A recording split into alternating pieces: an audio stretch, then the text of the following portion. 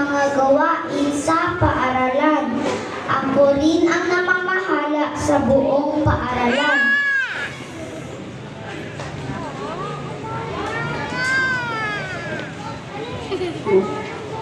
Ako ang guidance counselor ng paaralan.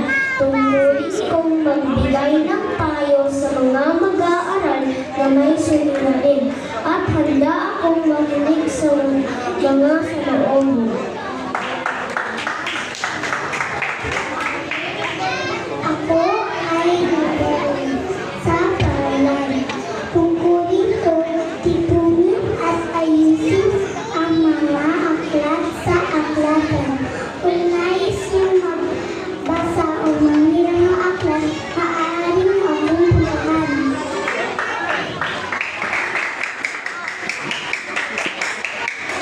Ako ay isang guro. Tinutulungan ko ang mag-aaral na magbasa, magsulat at magbilang. Ako ang nasisilbing magulang nila sa paaralan.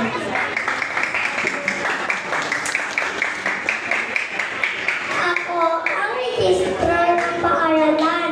Ako ang nakapangalaga ng akademikong record ng mga mag-aaral.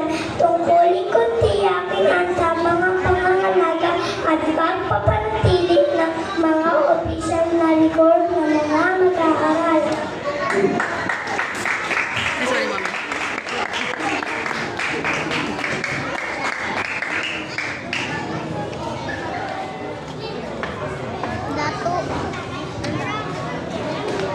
Kami ay mag-aaral sa unang baita. Pumapasok kami sa paaralan upang matutunan ng mga aralin. Nakikinig kami sa aming mga guro. Masaya kami sa paaralan.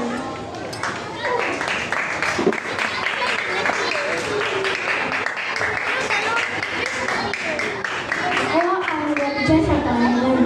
Tungkulin ko tiyakin ang paaralan.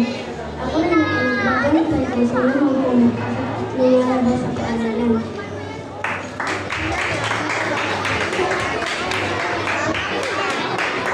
Ako ang janitor sa paaralan. Pinanatili ko ng linis at maayos ang mga silid sa paaralan.